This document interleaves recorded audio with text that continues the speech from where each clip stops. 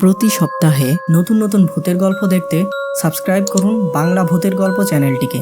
সেই সাথে bell icon press করতে ভুলবেন না।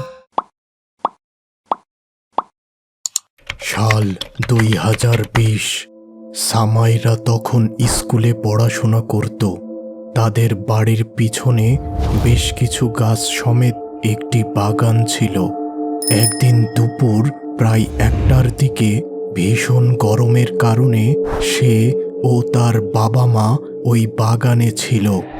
আর সেই সময় বেশ ঠান্ডা বাতাস হচ্ছিল। তখন সে তার পোষা কুকুরের কাছে ছিল। এমন সময় হঠাৎ সে একটি দমকা গরম বাতাস অনুভব করল। কিন্তু তখন গরমকাল হওয়ায় বিষয়টি নিয়ে সে আর ভাবল না। কিছু সময় পর কুকুরটি সামনের একটি গাছের দিকে তাকিয়ে ডাকাডাকি শুরু করল। সামাইরা কুকুরটির কাছে যেতেই কুকুরটি দৌড়ে পালালো। এবার তার চোখ পড়ল ওই গাছের একটি ডালের দিকে। কিন্তু এ কি, ভীষণ কালো ও ছোট একটি মানুষ যেন সেখানে দাঁড়িয়ে আছে। ভালো করে লক্ষ্য করে দেখল লোকটির মুখটি যেন সম্পূর্ণ অন্ধকার এবং কেবলমাত্র তার দুটি লাল চোখ বোঝা যাচ্ছে। শরীরে একটি কালো রঙের পোশাক। সামাইরাকে গাছের দিকে তাকিয়ে থাকতে দেখে তার মা তাকে জিজ্ঞাসা করলেন, কি রে, কি দেখছিস ওইদিকে? ওই গাছের ডালে ভীষণ কালো ও ছোট অদ্ভুত এক মানুষ বসে আছে। সামাইরার মা দ্রুত সেখানে এসে ওই গাছের দিকে তাকালেন, কিন্তু তিনি কিছুই দেখতে পেলেন না। সামাইরা, কোথায় কে? কিছুই তো নেই ওইখানে। তুমি একটু ভালো করে মনোযোগ দিয়ে দেখো, সে এখনো আমার দিকে তাকিয়ে আছে। ঠিক আছে, তুমি আর ওইদিকে তাকিও না, এখন তুমি ঘরে যাও।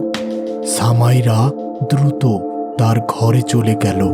আর তখনও তার বাবা মা ওই বাগানেই বসেছিলেন। এবার সে তার স্কুলের হোমওয়ার্ক করা শুরু করলো। একটু পরেই তার ঘরের দরজার কাছ থেকে তার মা যেন সামাইরা! তাকে ডাক দিল। সে দ্রুত ওই দিকে গেল এবং ভীষণ অবাক হলো, কারণ সেখানে কেউ ছিল না। সে আবার তার টেবিলে এসে স্কুলের হোমওয়ার্ক করা শুরু করলো। প্রায় 10 মিনিট পর তার মা একটি পানির গ্লাস হাতে নিয়ে এসে তাকে বলল, এই পানি খেয়ে নাও, তোমার নিশ্চয় তৃষ্ণা পেয়েছে। সামাইরা দ্রুত সেই পানি পান করল। এমন সময় বাহির থেকে তার মায়ের কণ্ঠে সামাইরা! কে যেন তাকে ডাক দিল। আর সে লক্ষ্য করল যেই মহিলাটি তার জন্য পানি নিয়ে এসেছিল সে দ্রুত বাতাসে মিলিয়ে গেল। এই দৃশ্য দেখে ভীষণ ভয়ে এক চিৎকার দিল। বন্ধুরা, আজকের এই ভৌতিক সত্য ঘটনাটি পাঠিয়েছে ভারতের আসাম থেকে সামাইরা। আর এই ঘটনাটি তার নিজের সাথে ঘটেছিল। আজকের বিশেষ প্রশ্ন, তোমরা কি কখনো নিজ নামে কাউকে ডাকতে শুনেছ এবং পরে জানতে পারো আসলে কেউ ছিল না? তার চিৎকার শুনে তার বাবা মা দ্রুত তার কাছে ছুটে এসে জিজ্ঞাসা করলেন, কিরে, কি হলো? এমন বিকট চিৎকার দিলি যে? সামাইরার মুখ থেকে কোনো কথা বাহির হলো না। তার চারিপাশে যেন অন্ধকার নেমে আসলো এবং সেই সময়ই সে তার জ্ঞান হারালো। প্রায় 3 ঘন্টা পরে তার জ্ঞান ফিরেছিল এবং সে তার বাবা মাকে সম্পূর্ণ ঘটনা জানালো। সব কিছু শুনে তারা ভীষণ অবাক হলো। এবার তার মা তাকে জিজ্ঞাসা করলেন, তুমি কি ওই পানি পান করেছিলে? হ্যাঁ, আমি ওই পানি পান করেছিলাম। এবার তার বাবা মা ভীষণ চিন্তিত হলেন। ওই দিন আর তেমন কিছু ঘটল না। পরদিন সকালে সামাইরার বাবা তাদের বাড়ির কাছের মসজিদ থেকে ইমামকে ডেকে নিয়ে আসলেন। তিনি সামাইরার সমস্ত ঘটনা শুনলেন এবং তার হাত দেখে বললেন, তোমার কি কখনো মনে হয় যে তুমি একা নও? তোমার সাথে অন্য কেউ আছে? হ্যাঁ, আমার এমনটা প্রায় মনে হয়, তবে আমি এসব নিয়ে বেশি ভাবি না। এসব কথা চলছিল এমন সময় হঠাৎ রান্নাঘর থেকে জিনিসপত্র পড়ে যাওয়ার শব্দ শোনা গেল।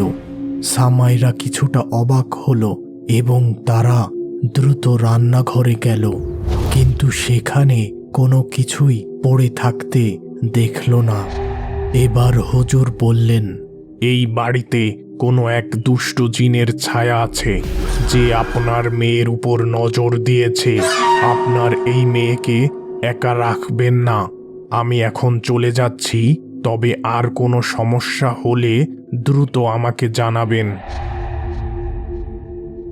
ওই দিন রাতে তারা বিছানায় শোয়ার পর শুনতে পেল কারা যেন তাদের বাড়ির ছাদে প্রচুর মাটি ও ইটের ঢিল ছুঁড়ে মারছে।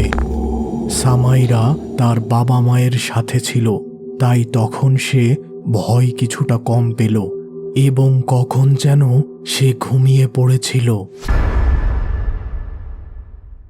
পরে সে জানতে পারে ফজরের আজানের আগ পর্যন্ত ওই ঢিল পড়ার শব্দ হচ্ছিল।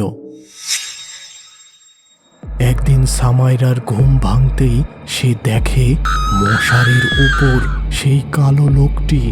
তার মুখে বড় বড় দাঁত আর চোখ ভীষণ লাল। এই দৃশ্য দেখে সামাইরা ভীষণ ভয়ে এক চিৎকার দিল। চিৎকার শুনে তার বাবা মা দ্রুত ছুটে আসলেন এবং তার চিৎকারের কারণ জানতে চাইলেন। সামাইরা তখন সব ব্যাপার জানালো। এবার তার বাবা দ্রুত মসজিদের ওই ইমাম সাহেবের কাছে গেলেন এবং দ্রুত কোনো একটা ব্যবস্থা করতে অনুরোধ করলেন। ওই দিন সন্ধ্যায় ইমাম সাহেব ও তার 3 ছাত্রকে নিয়ে সামাইরাদের বাড়ি আসলেন।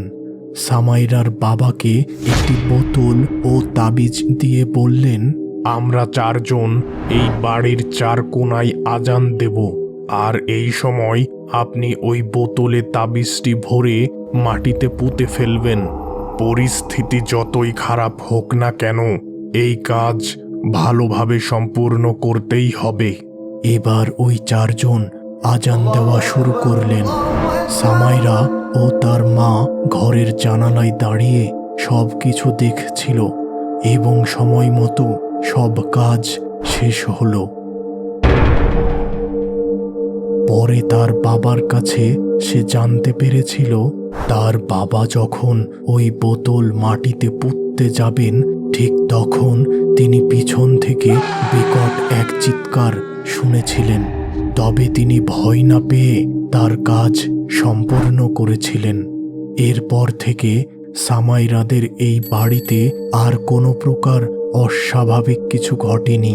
তবে সে মাঝে মাঝে ওই জিনিসকে এখনো তার স্বপ্নে দেখতে পায়।